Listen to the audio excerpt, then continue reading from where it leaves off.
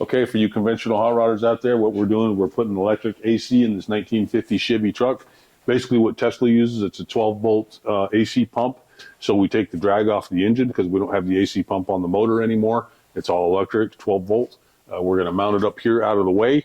We're going to put it in, install it, and we'll show you how it works.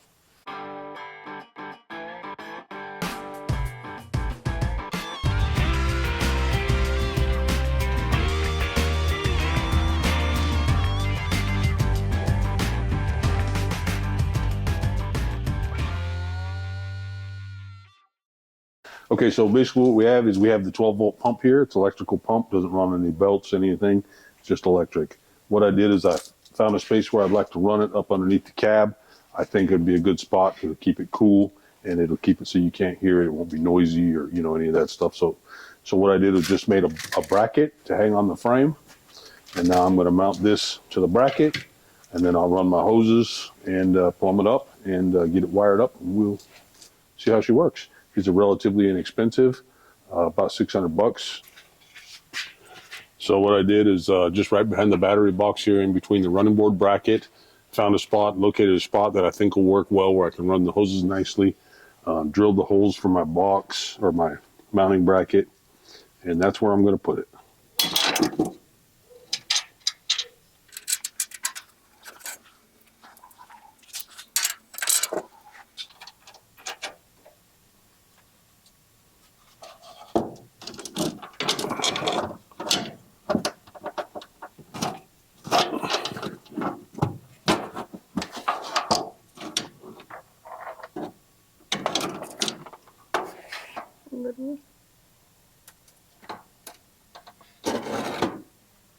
That's the mount up of the compressor. I've got the hoses plumbed to it. I'm going to run them along the frame rail here and run them up to where I put them to the condenser and inside the cab to go to the head unit. And it's going to be a nice, easy install. This is exhausting. Oh my. Bad dad joke. Was that cheesy? So we're just doing the exhaust on this truck. Because we put a 4-link in it, we had to take off the exhaust that he had on there and redirect it. And so this is our pieces for the exhaust. So we got one side done here, so we'll go something like that.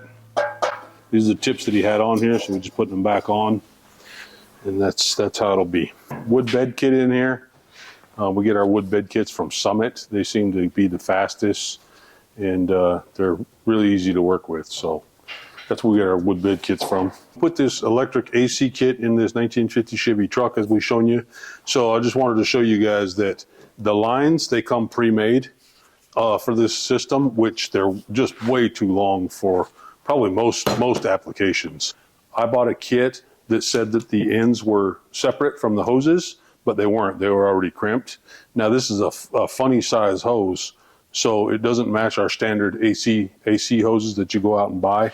So I had to go buy some hoses, but one of them I couldn't find long enough, so I ended up having to make one. So what I did was this one I found a long enough piece of hose. I found a whole roll of it, but if you can see, you can look at the size, the difference of size in these. See, this one fits there. This is the right one for this. But if you see how loose it is on this, see how loose that is? So those won't crimp down and seal. So I found a hose long enough for that one. This one I couldn't find a hose long enough for. So what I did was, this is the size that's supposed to go in there. If you see how loose that is, it won't crimp down and seal. So what I did is I took the next size down and I stripped the coupling off of this, the steel coupling, because I didn't have any just couplings. And I took the coupling off and I used the right size fitting and put in there with the smaller size coupling, and I was able to crimp that down far enough to seal. One thing to keep in mind when you get this kit is the lines on it are super long, and I didn't want to just coil them up somewhere and leave them because that would just, I don't know, I didn't like it. So anyway, that's part of putting the 12-volt electric AC system in. What we have is this is the condenser that came with the unit. It has a fan incorporated on it, and it's kind of a nice package unit. It's a little bit big, but we found a place to put it where it's hidden. So we put it here. We dropped the lines underneath the fender and up through the cowl. So looking on the outside, you can't tell that this has AC in it because there's no AC pump out here on the motor, none of that stuff. It's all hidden underneath the running board, basically, where we showed you that we mounted it. Normally the alternator, if you're running an AC, the alternator would have to mount over here. The AC pump would have to mount over here. You'd have a belt and you'd have hoses hanging out here. With this, it's all clean. We just up the amperage of the alternator. So if you go inside, that's really kind of all that you see. I still got to tuck up the wires, but those are the vent units there, and those are the on-off switches, temperature switches. So really, that's all that you see from the AC unit. Everything else is hidden. It's small, it's compact, it mounts easily, it installs easily. It's very quiet. I'll turn it on for you so you can hear it. You can't hear the compressor running. Super quiet.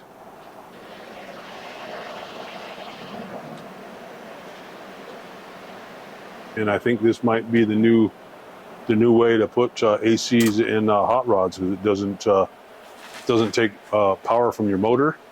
You put a little more bigger amperage alternator on it so that it'll help charge the battery, and you're good to go. Well, the cool thing about these is you don't have to have your car running when it's on. You can stop somewhere and the AC will run on its own. Of course, if you let it run too long, it'll kill your battery. I think it's the new way to go. I think for hot rods, it's a must.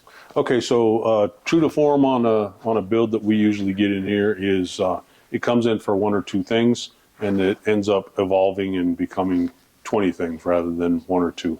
So this truck came in for just an electric AC unit and to put a fuel tank in it. So he bought a fuel tank that's just a generic fuel tank.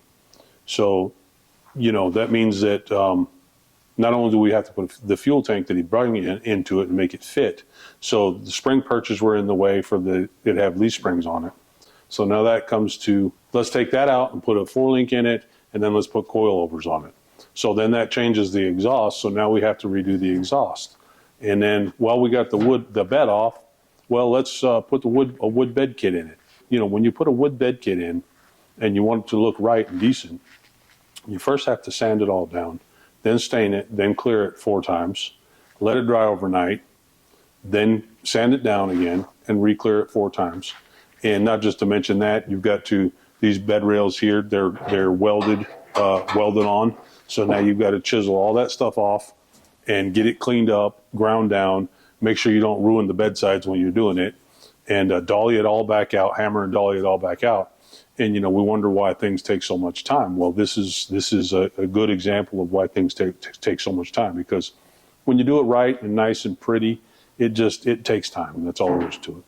But like I said, the fuel tank is just a generic fuel tank that he picked up, and the filler was in the wrong spot. So now we have to weld the filler shut, put another filler in it. It's just hours on end of doing things that, we had to build stilts to put the fuel tank on the frame, just redesign and re-engineer everything. So, and then the exhaust needs to be changed, and then the fuel lines need to be changed, and it just comes down to everything. We had to pull the fuel tank out of the inside of the cab, make a sheet metal cover for where the filler was at, custom metal work, just one thing leads to another, and it trickles and it evolves, and that's why things take so long to build. And how long did all this take you? Well, in between waiting on parts, which is a lot of a delay, because, this wood bed kit, for instance, probably took 2.5 weeks for me to get. Nobody had it. Like I said, Summit is generally where I get them because they're good and fast, and they didn't have it. So, like I said, 2.5 weeks to wait on the wood bed kit. But doing everything else, this was about a month-long project when we anticipated maybe, 4 or 5 days. Anything else? It just evolves. When they come here, it evolves. We put a new radiator in it, which we didn't mention. I put the headliner in it, which we didn't mention. The headliner bow was all bent out of shape, and it was really hard to get the headliner in there because it was so bent. So I take the time to straighten all that stuff out. There's 3 or 4 hours of my time there just straightening out the headliner bow to make the headliner fit. Mm-hmm. And it's not even perfect, but it's in there. But just Why does it take so long to build a hot rod? Well, because every little piece you touch takes 3 or 4 hours, 5 hours, whatever, and that's why it takes so long. Liner took you 3 or 4 hours to do. This took you 2 hours to do. You know, something little simple you think is going to take you a little bit of time takes you hours. And people don't get that. Yeah. People don't understand that. That's how it is building a car. This is the truck, 1950 Chevy that we did the engine bay makeover on, that you watched us do, shaved the firewall, you know, did the motor, everything, prettied it all up. If you guys want to check out the first part of this build, the first part of the video where we did all this pretty stuff here, check it out in the playlist.